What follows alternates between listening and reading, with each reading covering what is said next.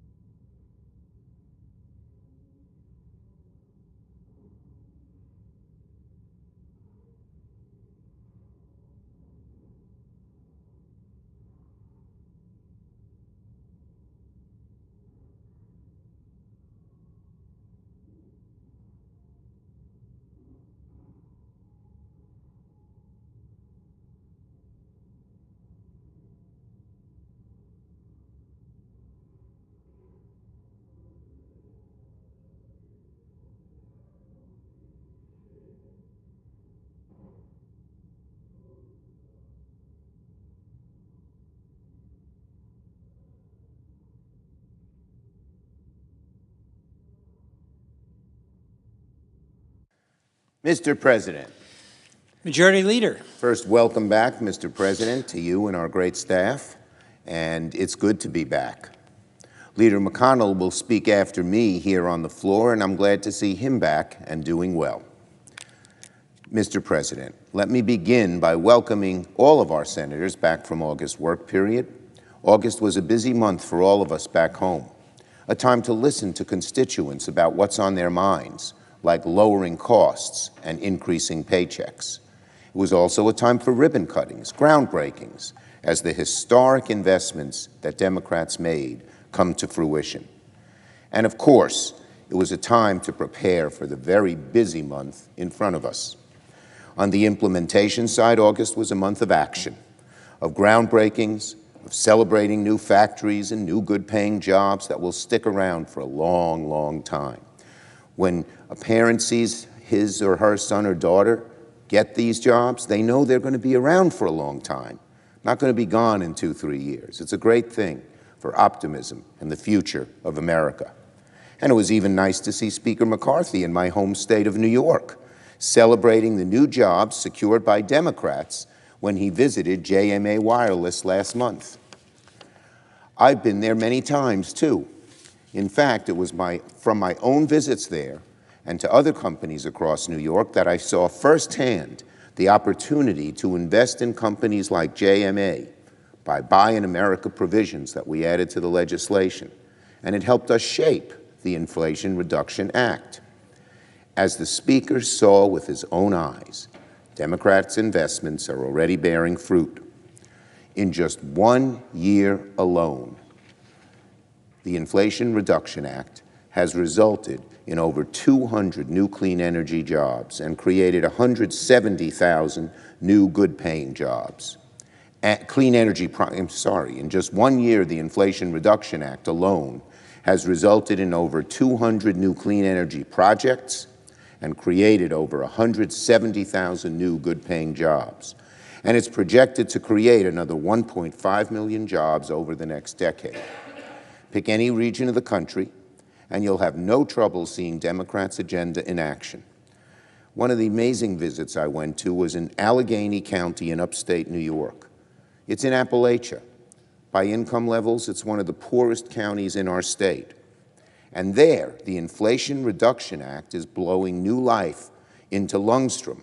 This was a company that used to make coal technology equipment and has transitioned to making parts for wind turbines and is hiring 150 new workers, all in a place where people thought they didn't have much of a history because they knew the coal industry was declining. It's happened all over America. In Georgia, Hyundai and LG announced they're increasing their multi-billion-dollar investment towards a major EV and battery manufacturing plant, one that will be the state's largest project ever, creating thousands of good-paying jobs in years to come. And in New Mexico, Arcosa broke ground on a new wind tower production facility expected to create 250 new jobs. These jobs will help fill the over $1 billion worth of wind tower orders they have received since President Biden signed the IRA law. These investments, and many others, are supporting the whole of America, red and blue states, rural and urban, everyone, everywhere. And you can be sure, Mr. President, the best is yet to come. Last month, we saw other examples of implementation, too. Over the past few weeks, President Biden made groundbreaking announcements on lowering the cost of prescription drugs, on prevailing wage, and more. Many of these are a direct result of the work that we have done in the Congress. So Democrats are very proud of the agenda now taking hold across America, and we intend to keep going. Now, the Senate gavels back into session with a lot to do, but there is one clear place to begin. Keep the government open. As we all know, government funding is set to expire on September 30th. By the end of this month, the House and Senate, Democrats and Republicans, all must get on the same page about keeping the government open and avoiding a pointless shutdown, a shutdown that will hurt just about every single American, a shutdown that, of course, shouldn't happen. To accomplish that, the answer is very simple: All sides must work together in good faith without engaging in extremist or all-or-nothing tactics. Look no further than the example we've set here in a bipartisan way in the Senate. Democrats working with Republicans on a bipartisan basis. Chairs, Democratic chairs, engaging fruitfully with Republican vice chairs and ranking members. All 12 appropriation bills have been reported out of committee with bipartisan support, some of them unanimously. Both sides avoided dragging the process down with unseemly tactics. It sets a very good template for how things should work in Congress.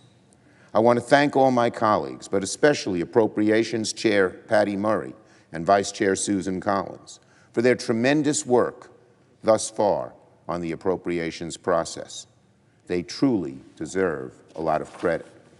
When the House returns next week, I hope House Republicans, I implore House Republicans, to recognize that time is short to keep the government open and that the only way we will finish the appropriations process is through bipartisanship. The idea of both parties working together, not one party, particularly a party governed by an extreme 30 or 40 members, filling out a wish list that they know can't pass. Can't do that. So let me repeat, let me say it again. The only way to avoid a shutdown is through bipartisanship. So I urge, I plead with House Republican leadership to follow the Senate's lead and pass bipartisan Democrat and Republican appropriation bills supported by both parties. And as we work to fund the government, there are plenty other things we must do too, both on and off the floor. We will continue, for one, continue laying a foundation for bipartisan congressional action on AI. Next Wednesday, along with Senators Rounds, Heinrich, and Young, I will host the Senate's inaugural AI Insight Forum, a first-ever convening of the top minds in AI here in the Congress. Voices from business and civil rights community, researchers, worker advocates, and many more, all in one room, having an open discussion about how Congress can act on AI, where to start, what questions to ask, and how to build a foundation for safe AI innovation. These IA forums are vital. Artificial intelligence is unlike any topic we've undertaken in Congress. It moves faster, it is more complex, and there is little precedent for this kind of work. This is not going to be easy. In fact, it will be one of the most difficult things we undertake. But in the 21st century, as technology moves forward with or without us, we cannot behave like ostriches with heads in the sand when it comes to AI. We must treat AI with the same level of seriousness as national security, as job creation, as our civil liberties. Now, ultimately, of course, the real legislative work will come in committees. But the AI forums will give us the nutrient agar, the facts and the challenges that we need to understand in order to reach this goal. Of course, next week's forum is just the start.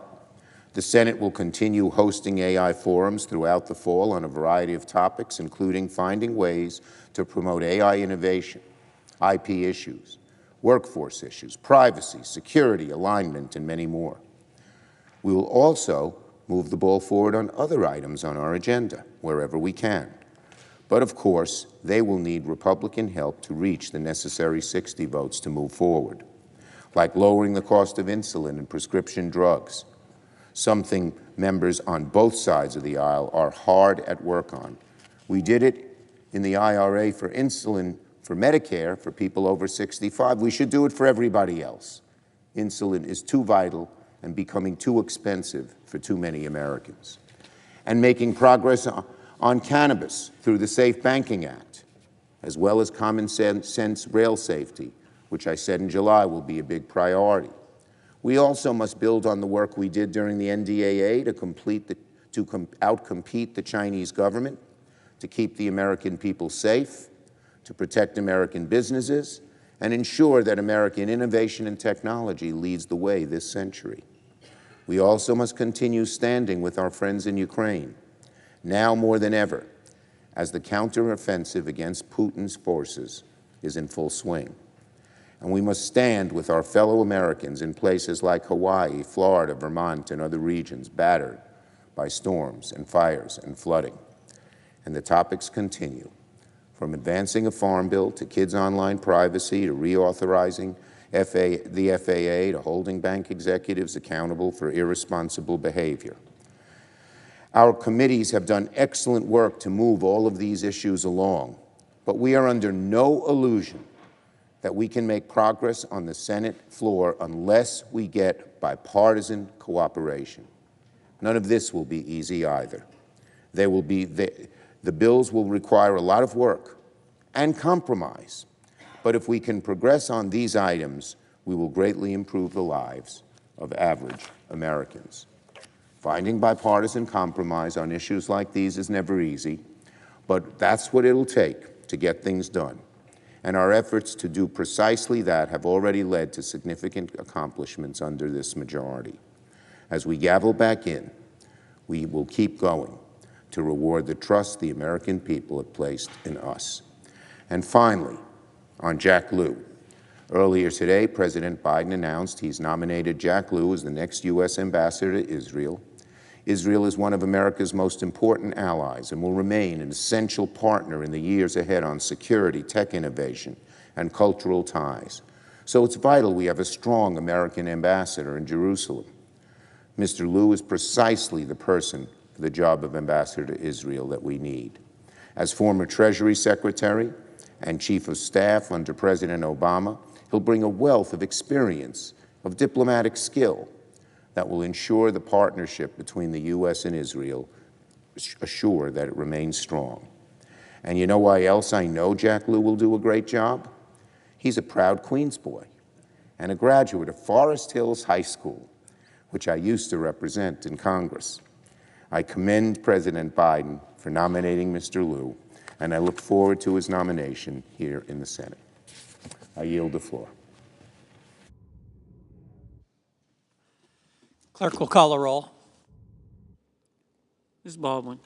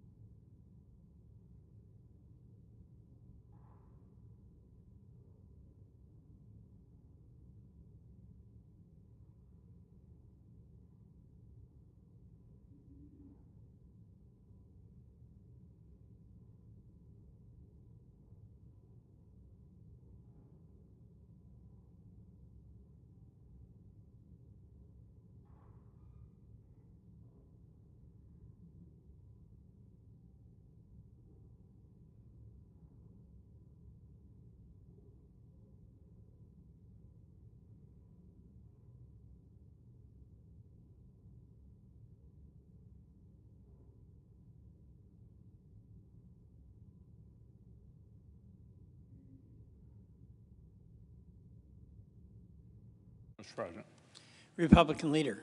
I ask consent that further proceedings under the quorum call be dispensed with. Without objection. And well, Mr. President, I'm glad to welcome our colleagues back from the August work period. Spending time back in our states with the folks we represent isn't just part of our job. More than anything else, it's what allows us to be effective here in Washington. Now, one particular moment of my time back home has received its fair share of attention in the press over the past week. But I assure you, August was a busy and productive month for me and my staff back in the Commonwealth. I kicked off the month in West Kentucky and then in my hometown of Louisville, where I met with small businesses and community leaders. We had a candid conversation on the critical issues facing our state, from relentless inflation, straining families and business owners, to the challenge of finding workers in a lagging labor market. I also had a chance to travel to the eastern part of Kentucky, where I met with healthcare and recovery workers in Manchester. Tragically, the substance abuse crisis has become even deadlier in recent years, especially in my home state. So we discussed what we're doing to combat it and find ways the federal government can fill the gaps. I also welcomed Dr. Rahul Gupta, the National Drug Czar, back to the Commonwealth to hear more about what we're doing to fight back against addiction. I look forward to continuing working with Dr. Gupta to make Kentucky a safe and healthier place.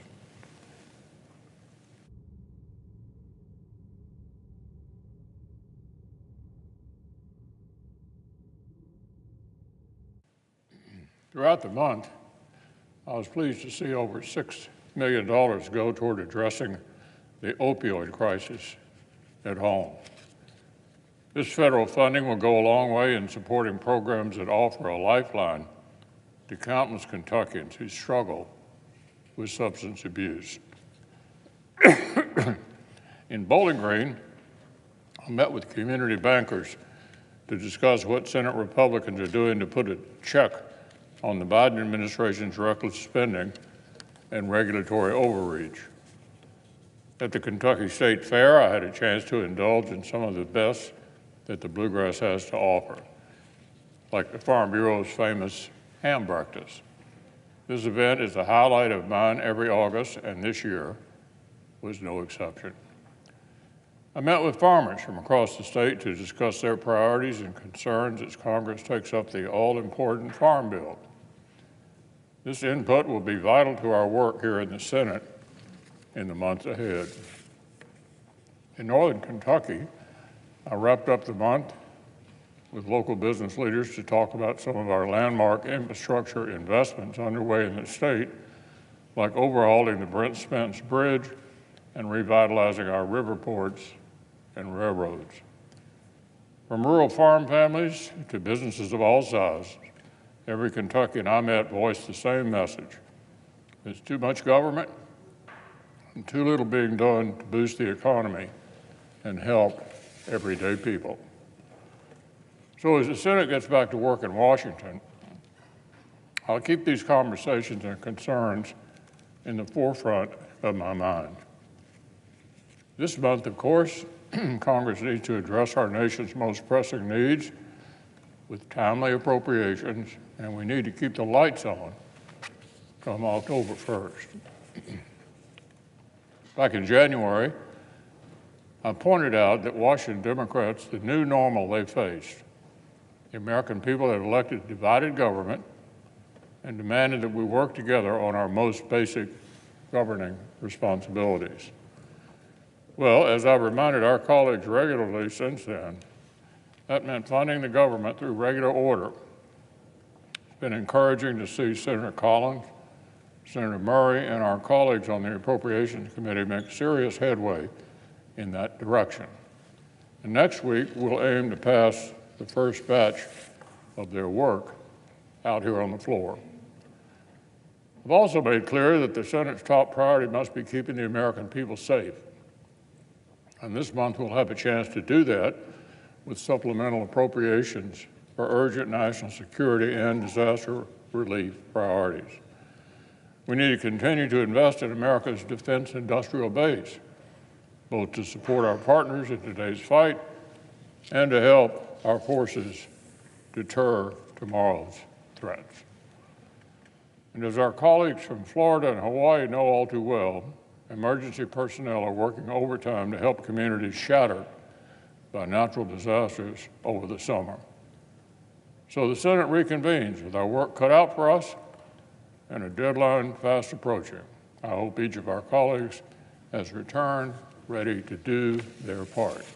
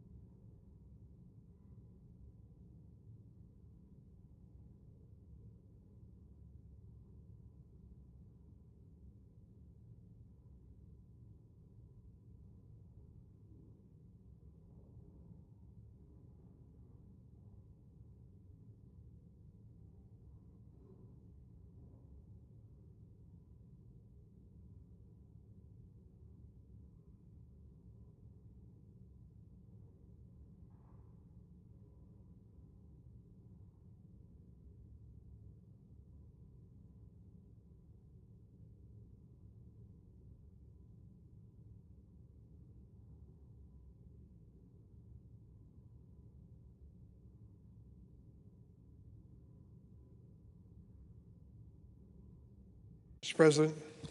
Senator from Illinois. Mr. President, I was here for the presentation by the Republican leader, and I'm happy that he returned. I told him it was great to see him back, and I couldn't wait to disagree with him. And I'm sure I'll have that opportunity in the near future. Mr. President, I spent the August recess crisscrossing the state of Illinois. It's a pretty big operation. One tip to the other, about 350 miles. And couple hundred miles across.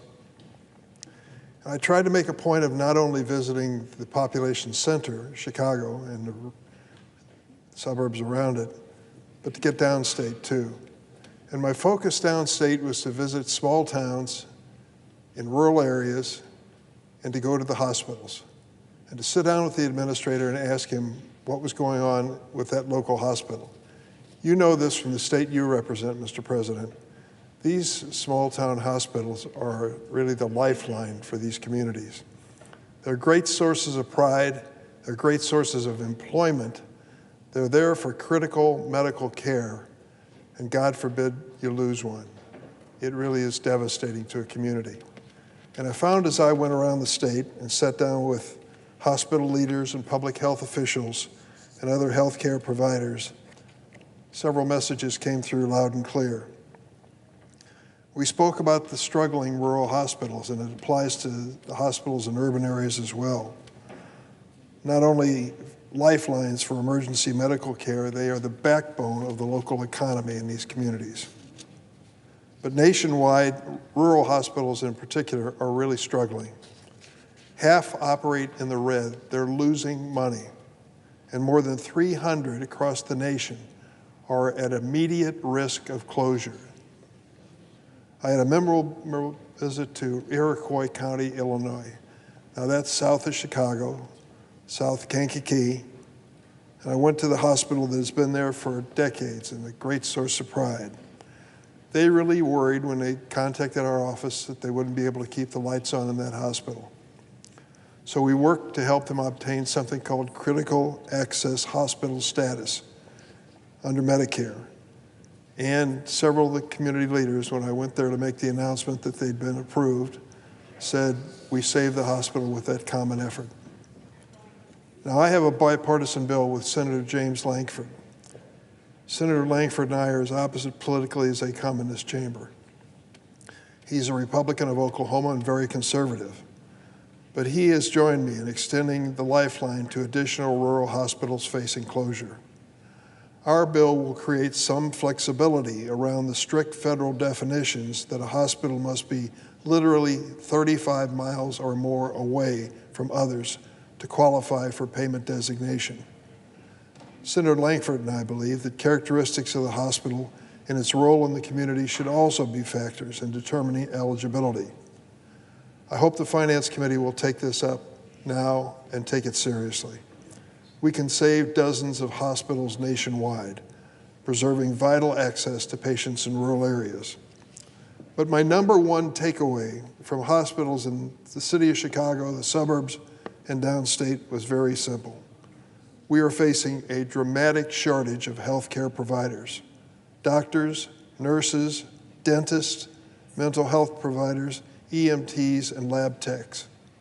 Across the country, we face a shortfall of 120,000 doctors over the next 10 years. A recent survey found that 100,000 doctors left the field during pandemic, and another 800,000 planning to retire soon. This is particularly dire in rural communities. I do want to give a shout out to Illinois State University, located in Bloomington Normal. They just opened a nursing school in my hometown of Springfield, Illinois. It's called the Mennonite School of Nursing. It has a great reputation, and it's going to be a success, I'm sure, because we need them desperately. And they anticipate graduating over 90 nurses a year. We need them in Central Illinois. In every single Illinois rural county, every one, we face a shortage of medical professionals. For example, mental health providers and recovery experts. And while there are 90 doctors per 100,000 residents in the urban parts of my state, in the rural counties, we have only 45 physicians for every 100,000. That's 50%. What's the consequence of this shortage of medical professionals? It's very real and it's very personal. We have a new mayor in Carbondale, Illinois. Her name is Carolyn Harvey. She worked for Southern Illinois University at Carbondale for her working life, retired there, and then went to work on the city council and became the mayor. I sat down with Mayor Harvey and I said to her, okay, you have the United States Senator sitting in your mayor's office in Carbondale, Illinois. What's your ask? Everybody has one. She shocked me. Her ask was not for money. It wasn't for anything particular to the community infrastructure. She said one thing: we need dentists for children, pediatric dentistry.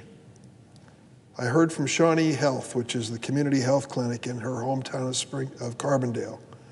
They treat nearly 50,000 low-income patients each year. Just for the record, that's 1,000 a month that they are treating in this clinic. They recently, after the pandemic, lost 15 oral health professionals. They have a waiting list of 120 children to access dental care, most of whom are under the age of 8. This means that a 3-year-old girl in Southern Illinois who has trouble sleeping because of severe tooth decay has to wait more than 1 year for treatment. What does treatment consist of at the end of waiting for a year for a little kid? It consists of going into an operating room in a hospital under general anesthesia, and they find a medical professional to extract a bad tooth. Think of the complications, the drama that are part of regular oral care in that region. Here's another story they shared with me about a 4-year-old boy who had an abscessed tooth. Ever had a toothache? Need a dentist? Have a kid at home that couldn't sleep because of a toothache? You won't forget it, Mom and Pop. I don't. It's part of life that you hate to go through. You have as much pain as they do just watching him suffer. Now imagine this one, if you will. He's 4 years old. His mother tried for months to get him into a dentist who could relieve his pain, but he was unable to see someone. The family was from outside the general service area of Carbondale, and they had to travel several hours for every appointment. Plus, the mother just couldn't take time off work to bring her son to all the appointments. The little boy was visibly nervous and afraid, as most 4-year-olds would be, but he was in pain, and he knew he needed help. After the procedure was completed, the young boy began to cry, and the dentist asked him, "What's wrong?" And all the little boy could say was, "Thank you." Not only was his pain gone, but the stressful journeys back and forth for the appointments were ending as well. 4 years old. How is this suffering possible in my state of Illinois and in this great nation? Well, first, the United States ranks 43rd in the world for the number of dentists per capita. 43rd in the world. It's particularly outrageous in rural areas. In Illinois, 10 of our 102 counties have one dentist. In Lawrence County, Illinois, there's only one dentist for 15,000 people. 15,000. That's 11 times worse than the national average. These statistics should ring alarm bells in Washington. Now, I've been in the Senate a few years and in Congress a few years before that. And I've said many times, I gotta be careful when I say I'm gonna do something about this, but I'm sure as hell gonna try. When I think about that little boy waiting for a year for dental care, it's unimaginable to me as a father and grandfather. So I'm challenging myself, the Illinois delegation, our federal government, the Illinois Dental Society, and all the elected officials in this end of my state to come together, put politics over here, and do something about dental services. Mayor Harvey of Carbondale, Illinois is right. This is beneath the dignity of a great nation to have this sort of thing in our borders. Thankfully, there's a federal program that might help. It's called the National Health Service Corps. It provides scholarships and loan repayments to doctors, nurses, dentists, mental health providers who work in areas of need. It is the primary federal program intended to build a pipeline of healthcare providers and address shortages. I recently met Dr. Dana Ray, first-generation college graduate and the chief medical officer of Crossing Health in Decatur. She told me that the only reason she was able to pursue her career was the loan repayment offered by the National Health Service Corps. You see, it costs a fortune to go to medical school or dental school, and they literally graduate with debts of $100,000, $200,000 and up. And then they have to take the job to pay off their loans. That's obvious. Can they go to the areas of great need? They can't get paid as much there. National Health Service Corps makes loan forgiveness part of the program. If you'll come to a community that needs a dentist, needs a doctor, we'll forgive your loan. And I'll make another mention while we're on the subject here. Senator Marsha Blackburn of Tennessee and I have a bill. The current National Health Service Corps program provides up to $50,000 loan forgiveness if you'll sign up for 2 years. Well, she and I want to add to that and create an incentive for those who would do 5 years in a community, and they would have up to $200,000 of debt forgiven. Why 5 years? We happen to believe that dentists and doctors who practice in an area for that period of time will develop an attachment to it, start to think in terms of their family and their future there as well. So they're likely to stay after the 5 years is over. Another bipartisan bill. Senator Blackburn's a Republican, conservative from Tennessee, but we see eye to eye on this. The National Health Service Corps is the strongest program we have in America to tackle the shortage of dentists, doctors, and nurses. The Senate Health Committee is negotiating on this program now, and I urge my Republican colleagues to join Democrats and do something. And let me add while we're at it, there are many health professionals around the world who desperately want to come to the United States. You know who they are. You see them in the hospitals.